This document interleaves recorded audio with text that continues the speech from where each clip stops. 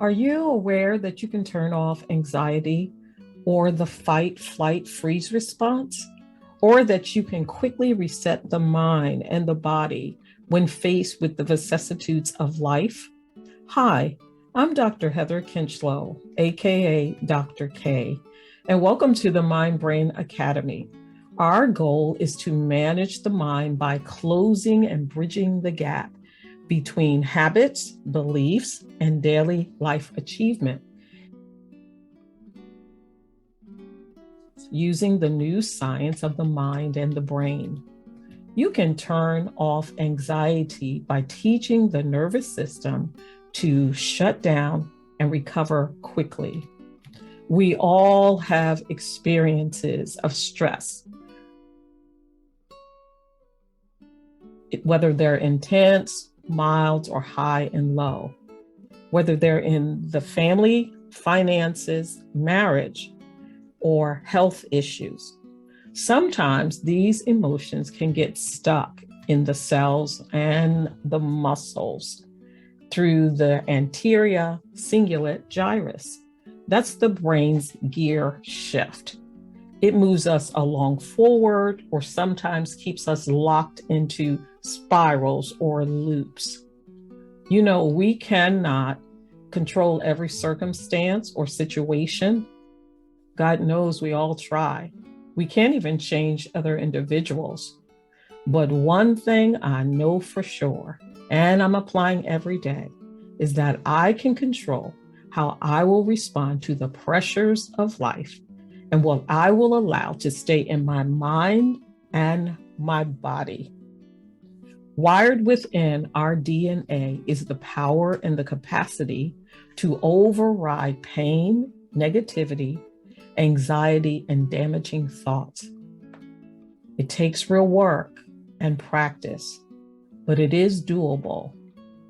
Don't ignore these expressions. For years I did, but I found out these are signs to the body and the mind that there are pressures and discomforts that I need to address.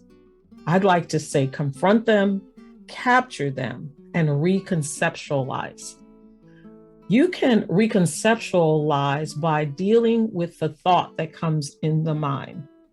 When a thought pops up into your conscious mind, it is malleable, it is weak.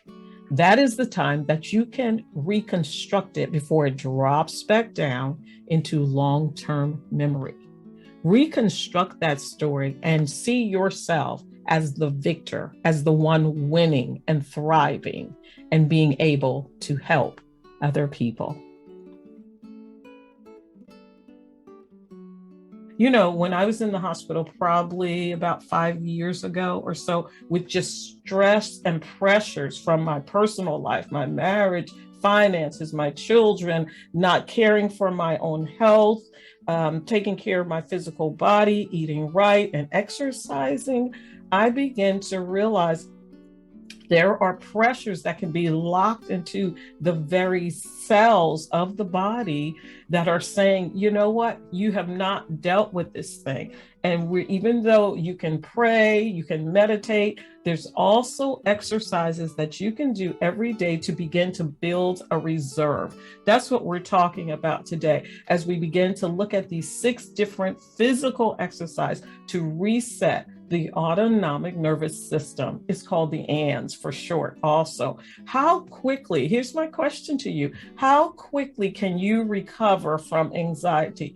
It used to take me days. I just wanted to get in the bed and not deal with things. It used to just put me in a place where I was stuck and I couldn't finish my academic work or wasn't able to move on.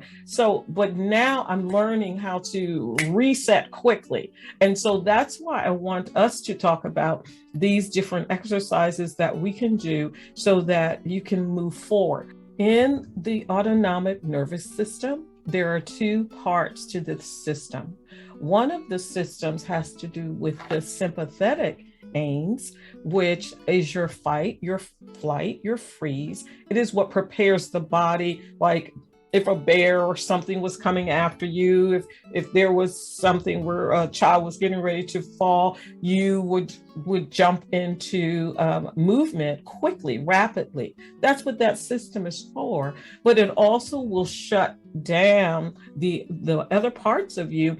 A lot of times you're really your thinking brain, because you're moving into action to keep yourself or someone else safe. All right. The second part to this system is the parasympathetic system, nervous system. And this system puts you at rest and digest. It restores the energy to the body. It restores a place of calm and peace and wisdom, so that your frontal lobe is fired up and ready to go.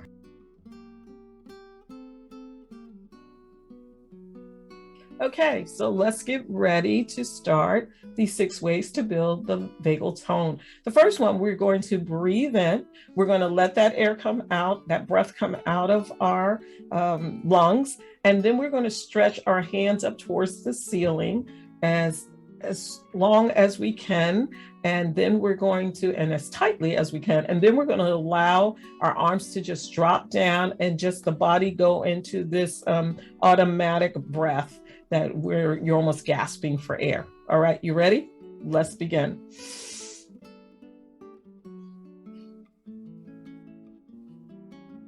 Stretch. Head back.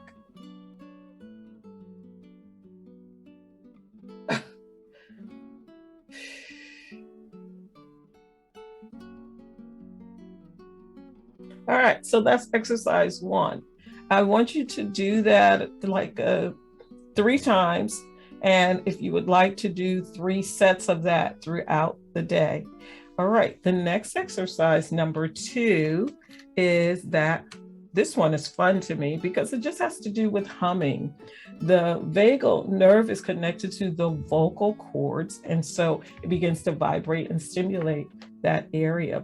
Of course, we know the monks, they do a singing throughout the day, which has been told to strengthen them and to keep them mentally fit, because they have a vow of not speaking.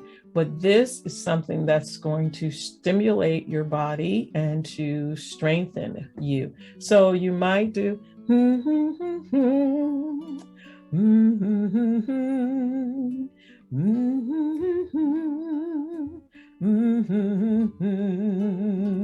You feel that vibration through here? That is strengthening those nerves. So we used to have a pastor in New Jersey, and I mean, he would whistle and hum all day long. Who knew that that was keeping him calm and peaceful? Because we had a lot that we were doing at that time.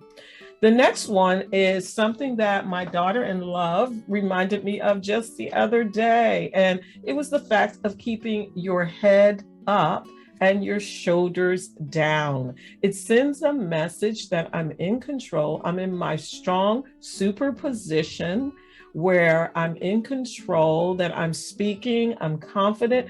Even if you don't feel like it, it is sending a message through the nervous system that all is well. She or he is ready to produce. They're ready to project and to get a job done.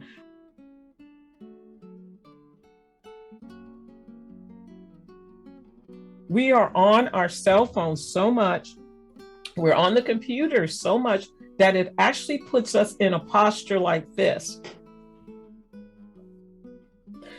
Bent over. When you're in that posture, you are sending a message that I am weak to your billions of neurons, that I'm weak, that I am not able to accomplish. It's sending the message that shut down. So throughout the day, check your posture, see where you are. Make sure you're scanning the room. Make sure that you're using your peripheral vision. Don't go to that tunnel vision. Allow yourself, practice that while you're in that position, the things that you can see on the left and the right, and also scan the room.